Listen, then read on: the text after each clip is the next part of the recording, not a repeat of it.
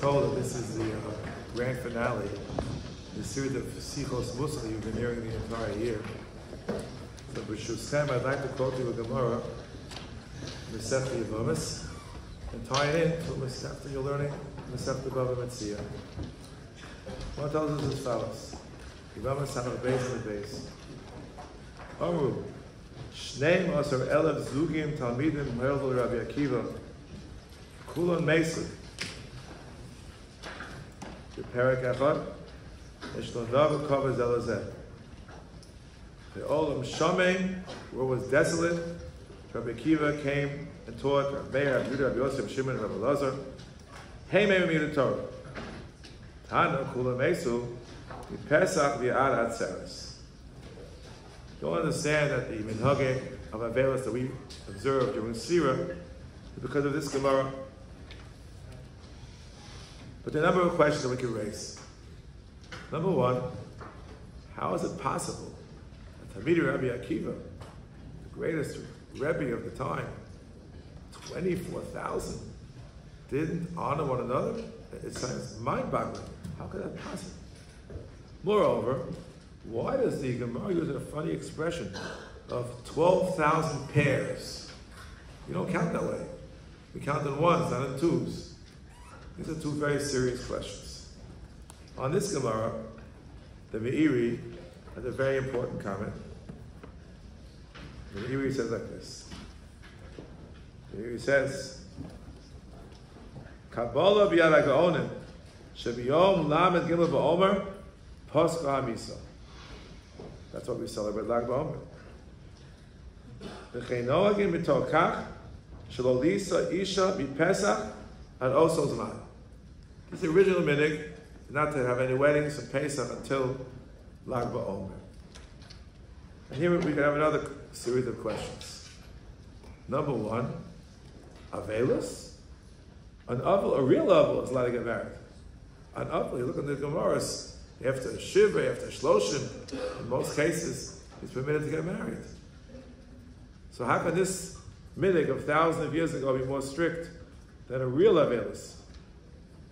Number two, why was the minhag originally restricted to not getting married? Subsequently, it evolved. We don't take haircuts, we don't shave. That's not found in the Meiri. That's not part of the Kabbalah from the Gaon. We have four questions I'd like to try to answer briefly.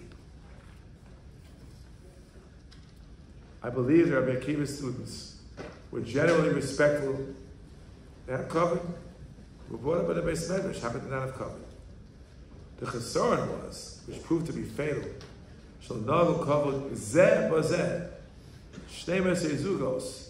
That means they had sufficient honor with respect to 23,998 of their colleagues. What they lacked was a sufficient level of Kavod zeh bazeh. Them, one with his particular charusa. Remember, it wasn't like today. Today, Baruch Hashem, full Beis Medrash, you have a charusa morning seder, an afternoon seder, a night seder, and all kinds of different sedarim. It wasn't that way. Then, it was one charusa. You learned Torah Rabbi Akiva, Torah Shabbat Peh, all day and most of the night. What a deep spiritual relationship that should entail, which would require a much higher level of Kavod, much higher than the general Kavod, which we're duty-bound to give to every single person. That's true. That they did have. But 12,000 pairs, zeh bazeh, not one to the other, sufficient amount of Kavod. That's how I'd like to understand this Gemara. Now, that's why it's 12,000 pairs. Now we understand very well why we remember this tragedy. There have been much greater tragedies in the history of Am Yisrael, which we do not commemorate with such long periods of Avelis. The answer is this period between Pesach and Shavuos. At Atzeres, Mordechai had Lag BaOmer. At Atzeres, Shavuos. Shavuos is time for Kabbalah Torah. Shavuos is time we have to understand and appreciate the exalted level of Torah, including Torah Shabbat Peh, which can only be achieved as you have been achieving them right now. I'm sorry for disrupting you, but you with your wonderful charusas. It's the highest level. That requires a tremendous appreciation of the level that it is, and therefore a great level of respect over and above that which is accorded to every single member of Klal Yisrael to your particular charusa. Now, we have to tie in both Parshas Shavua and Masechta Bava Metzia. How do we do that? Well, let's begin. This week's Parsha, we read V'ahavta l'reacha kamocha. Everybody knows. Omer Rabbi Akiva, Zeh klal gadol b'Torah. As Rashi quotes. How is it possible to love someone as much as you love yourself? What does Rashi mean? Zeh klal gadol b'Torah. I'd like to share with you a question of the Chassam Sofer. In his commentary on that very pasuk. In Bava Metzia, also the Samach Beis. You had Yerushalmi Samach Beis, and Bava Metzia Samach Beis. In one of the famous dispute between Rabbi Akiva and Ben Keturah, someone has one canteen, and if he splits it, they both die. If he drinks it himself, he lives. So Rabbi Akiva says, Chayecha kodmin l'chaye chaverecha. Is this the same Rabbi Akiva who said, V'ahavta l'reacha kamocha? So questions the Chassam Sofer in that pasuk. His answer is quite fascinating. We understood, I think when we sing the song, as many do, Zeh klal gadol b'Torah, it's a great principle found in the Torah. I assume that's what everybody in this room understands when they sing that song and they say that Rashi. Chassam Sofer has an interesting interpretation. No. Zeh klal gadol with respect to Torah. With respect to Torah, a person is required to fulfill V'ahavta l'reacha kamocha, that the friend should be at the same level as you are on. You don't want to lord over him. I understood the Torah. You didn't understand the Torah. Ha ha ha. That's not the way to do it. V'ahavta l'reacha kamocha means if I figured out the Torah, I want you to figure it out with me together. The same. Identical. Zeh klal gadol b'Torah. B'Torah. With respect to studying Torah. It's true with respect to physical survival. Chayecha kodem l'chaye chaverecha. I drink the canteen and the other person won't make it. That's in terms of this physical world. Chayecha kodem means your life, physical life in this world. With respect to spiritual, b'Torah, there, zeh klal gadol b'Torah, v'ahavta l'reacha kamocha. The same as you. That's the beauty of what happens in this base medrash. When people are learning together with Chavusa, they don't want to say, well, I figured it out, you didn't. No. Don't look for such a Chavusa. If he figures out the Tosah before you, he says, this is a pshat. And you for him, this is a pshat. You want the person to understand the Torah HaKadosh as well as you understand. No difference, no distinction. Zeh klal gadol b'Torah. B'Torah. We can suggest a slight tweak. Zeh klal gadol b'Torah refers to the unique relationship which exists between one chavrusa and another. Chassam Sofer doesn't go into that idea of 12,000 pairs as we explained it, towards one chavrusa towards another. But that may be extending the Chassam Sofer one step further. The special chavrusa relationship which is critical to the study of Torah. I can't love every Jew as I love myself. It's an impossibility. But with respect to this chavrusa that I have to love him and honor him as much as I love and honor myself. V'ahavta l'reacha kamocha mamish. And you have to honor him, kavod, b'zeh, b'zeh, in the same way. The same way. Otherwise, if you don't love him and honor him as much as you do for yourself, it's lacking in the spiritual relationship, which means in turn it's lacking in the appreciation for the deep spirituality of Torah, which must, by force, engender such a deep, profound spiritual relationship. And therefore, the members of that Charusa who do not internalize this lesson, the spirituality of Torah, are worthy of punishment. Perhaps, this is of course speculation, perhaps Rabbi Akiva's statement of Zeh Kavod of Torah came after he lost his 24,000 Talmidim. And he realized that the reason was the lower Kavod Zeh B'Zeh, but the basic Kavod they did have, just Zeh B'Zeh. And he realized that they lacked the appreciation of Zeh Kavod B'Torah Torah. And in studying Torah, you have to respect and love your chavrusa as much as yourself. That extra level was lacking, led to a catastrophe, because they ignored this high level of kamocha. The Gemara goes on remarkably in Yevamah Samach Beis of Beis with a continuation of the sugya. We know that continuations often have an internal connection, not really two things found on exactly the same page. The Gemara has as follows. Gemara tells us like this. Gemara tells us, "Ha'oev es ishto kegufo." Can you imagine that? The Gemara in Kiddushin tells us, "Ha'af rechama" refers specifically to one's wife. Make sure to see her before you marry her. But here the Gemara says, "Ha'oev es ishto kegufo, ha'machabda yosem megufo," etc. All of akos of Omer, v'dat kishalom olecha. Is there any connection between these two members of the exact same daf, Samach Beis, and the Masechta Yevamos?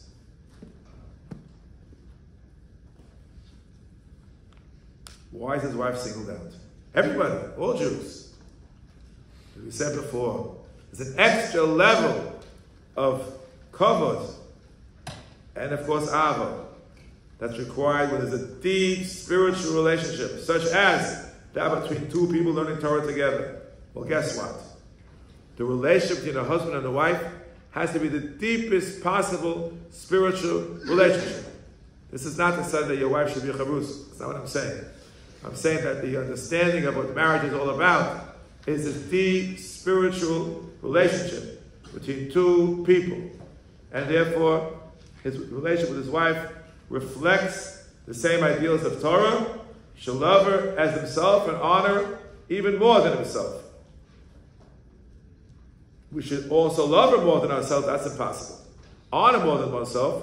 The Gemara says that what's Kavod mana b'chabdusa. That means when you get married, enough money to buy a new suit to her, or buy her a new dress, it's clear. You buy her a new dress, you wear the old suit. Mechabda yosef begufo. All of that can be required. But kigufo is absolutely required.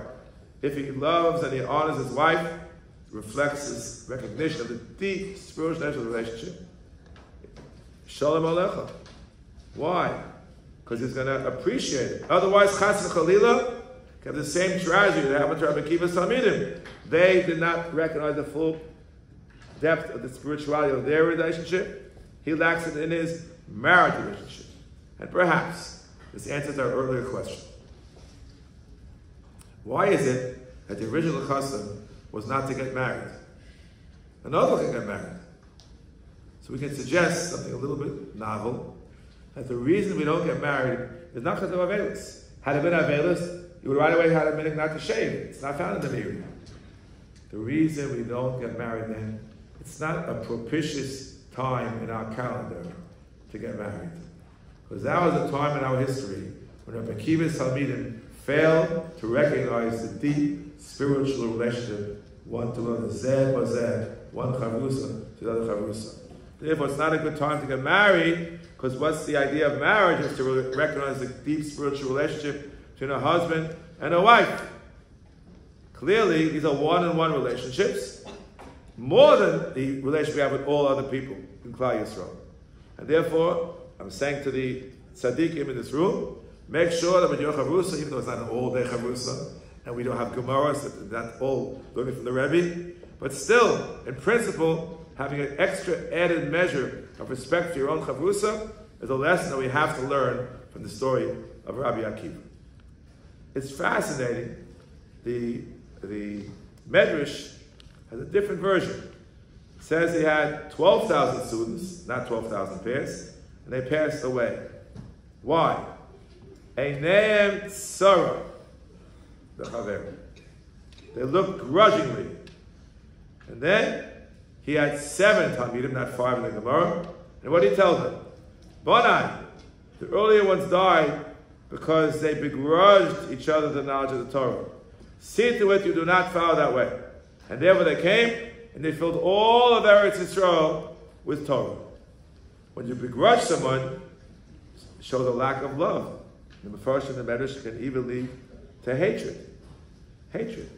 What does it say before V'ahavta L'recha Kamocha? What does it say? Lo sistas achicha b'levavecha. Lo sikim lo sitas b'nei amecha. That's what comes before V'ahavta L'recha Kamocha. Apparently, Rabbi Akiva's Talmidim violated these prohibitions, and therefore it was terrible. What do you mean, Einayim Tzara? This means, literally, the eyes were narrow. You should look at Rashi at the very beginning of Parshas Miketz. Rashi tells us, in describing the dreams of Yosef, that when one has a narrow look, you see the faults of others, and you begrudge your successes. But when their eyes are wide, they appear very nice to each other. These paros and those paros, as Rashi explains in the Chalom of Yosef HaTzadik. When there's abundance, generally speaking, those are the 7 years of plenty, people look nicely upon each other. When it gets a little bit tight, there's not so much food, then you don't have it. Sadly, there could be a problem of grudging, not only in the financial world or the physical world, as is reflected in the dream of Yosef HaTzadik with the paros, but even in the spiritual world. Rabbi Akiva said his Talmidim were Einayim Tzara Echad Bechaver. It didn't mean that they had more money than me. That was irrelevant to these sainted Talmidim. He meant he knew more Tosfos than me. Why couldn't I know as much? Now, on the one hand, Kinna Sefer Tarachah.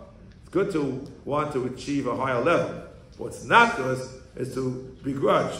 Or they say in Yiddish, not to forgive. You know, we say it in a financial sense, I forgive him, he has $10 million that I don't have. So let him have it. So here too, let him know more Gemara than me. I'll strive to be on a higher level. But sadly, if you begrudge someone, it takes away from the Limud HaTorah. By eliminating that begrudging, they filled all of Eretz Yisrael with Torah. Remember, we're leading up to Shavuos, and by Shavuos it says, we're going to read it on Shavuos, Vayichan Sham Yisrael neged Ahar, ki ish echad b'lev echad. Only when there is unity, do you have proper Kabbalah HaTorah. The very name of Shavuos is called Atzeres. It means gathering. Only Rabbi Akiva's students avoided the grudging, and they achieved unity because they properly disseminate the Torah. As it said, all of Eretz Yisrael was filled with Torah. Filled with Torah. That's to be very, very, very careful. Very careful. Who was the greatest leader of Klal Yisrael? Moshe Rabbeinu. A Rebbe should be happy when his Talmidim, as I'm sure all your Rebbeim are happy, when the Talmidim achieve spiritual greatness, if you don't know what need them. Mi'itein, kolam Hashem neviim. Go straight to Hashem, as the Rambam says, and not have to go through me as an intermediary. Remarkably, the Gemara says, in Masechta Nedarim, that Pilpul was given only to Moshe and his descendants, but he had a Tovas Ayin, not an Ayin Sarah, but an Ayin Yafa. A Tovas Ayin gave it to Am Yisrael. This, as the Maharsha explained, the divine methodology that we're learning here today, the Torah that you're learning, all comes in the fact that Moshe Rabbeinu gave his Tovas Ayin, which he could have kept for himself and his descendants. No. If he would have kept it, you'd have to have a Rebbe, Moshe Rabbeinu's Einikel. Can you imagine the great Kavod he would have? No. I'm not interested in Kavod. I'm interested in only one thing. The Torah should spread throughout the Jewish people. This is our challenge. This is our challenge. It's remarkable. Why are we happy in Lag BaOmer? Well, the Talmidim stopped dying. Yeah, there was no one left to die. So why are we happy? You ever think about that question? I'll end with the answer to this question. Why are we so happy? They all stopped dying. This question was raised by the Pri Chodesh. You know what he answers? We just said. Because the subsequent Talmidei Rabbi Akiva learned the lesson, and they spread Torah throughout Klal Yisrael to this very day. All the Chachmei Mishnah from Talmidei Rabbi Akiva. That's why we celebrate Lag BaOmer. Not because they stopped dying, there was no one left, but because those who did remain and subsequently learned Rabbi Akiva, whether 5 or 7, they're the ones who did no longer had the chesaron of Lo Kavod Zeh B'Zeh. They're the ones who each and every one of them had such great honor and did not begrudge the spiritual success of their respective charusas. And then, and only them, the successful Rabbi Akiva told them to spread Torah throughout Klal Yisrael. It's my tefillah, and each and every one of you will learn these important lessons of Yahav L'Recha Kamocha, which indeed is a Klal Gadol B'Torah.